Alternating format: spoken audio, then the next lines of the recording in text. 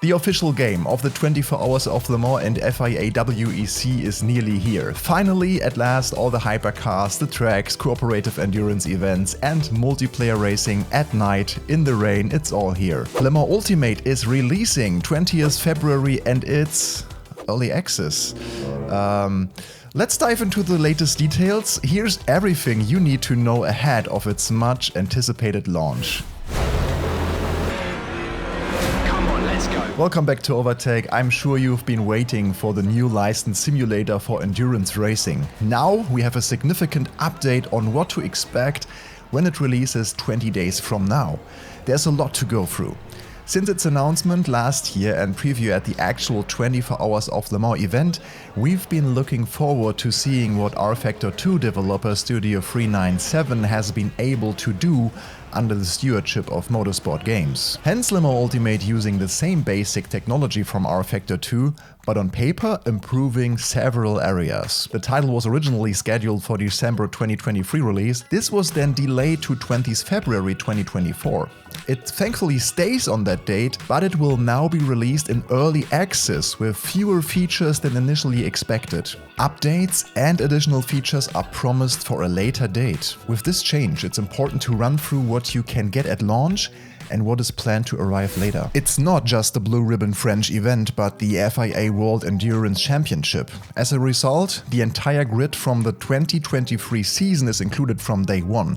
Yes, 2023, not 2024, but we'll explain more soon. That means LMH hypercars, LMDH, LMP2 and GTE cars. There's just one LMP2, the Oreca, and in GTE, 4 vehicles from Aston Martin, Porsche, Chevrolet and Ferrari. The top class is the most intrigued with the driving title debut for the Le Mans winning Ferrari 499P and the de-winged Peugeot 9X8. They sit alongside the overall championship winning Toyota GR010, Porsche 963, Cadillac V-Series R, plus the independent Glickenhaus SCG 007 and Vanwall Vanderwell 680. We were told that the car models are not shared with rFactor 2 at all. For the few that appear in both titles, instead rebuilt inside and out from the ground up. That's evident by the clear increase in visual fidelity based on the released trailers, but perhaps more noticeably in the sounds. Just listen to the accuracy of the Ferrari.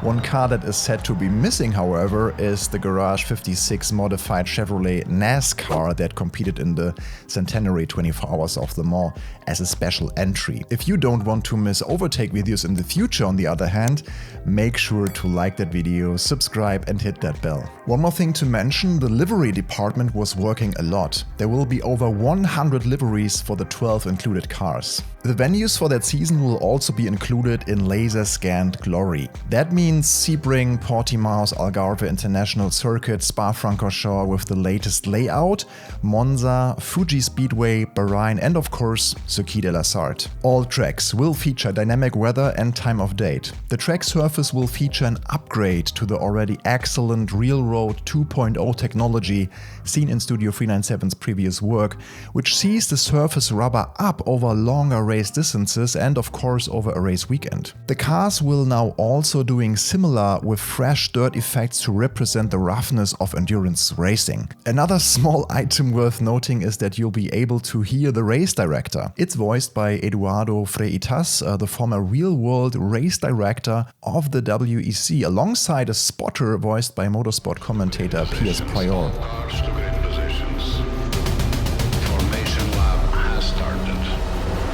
Time to get those tyres and brakes up to temperature. Green flag, come on, let's go. Offline Race Weekend is the only game mode. Think of it as a quick race, customize.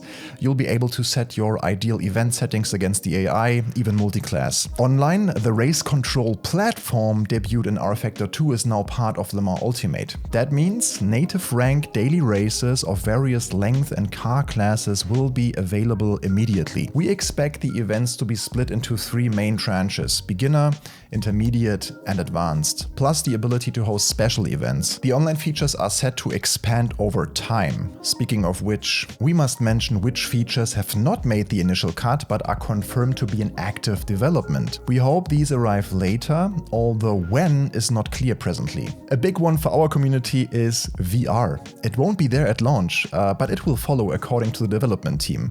That would explain why the feature was removed from the Steam pre-order page listing recently then. Another, and this is surprising, as it was discussed as a tentpole feature, is the asynchronous cooperative multiplayer, which is now expected in the summer. It's billed as something that will help players complete endurance races, but without the need to be online as one group at the same time in theory. One driver completes their stint, the session is saved, and the next driver can continue at a later date. I'll guess we test that out later in 2024, fingers crossed. There's no word at all if a form of single-player career or championship mode is in development. Just to be clear too, as an official license-dedicated platform, modding is not supported officially. While we know there will be an on-screen HUD, it must be. Once again, this is omitted from the footage so far and from the screens. That's a little odd. Overtake's Angus did see something very basic at last year's Le Mans test session. Let's hope it's evolved since then. Finally, the recommended PC requirements have also been released. Check the link in the video description too, read our article with all the details on the Overtake website. With this in mind, we do expect the 2024 WEC season to be added at some point. We just don't know when. That would be the Alpine, BMW, Lamborghini and Isotta Fraschini cars added to the main class, plus GT3 replacing the GTE. Losail, Imola, Circuit of the Americas and Interlagos tracks are also set for recreation. Perhaps VR, triple screens and co-op support should be finished first though. All that's left to say now is that Le Mans Ultimate, the early access release, will cost £24.99, €28.99 or $32.99. Is this something you are thinking about picking up? Let us know in the comments below. We'd like to hear your thoughts. In the meanwhile, also watch our other latest video about similar content that was just released in Automobilista 2. See you next time.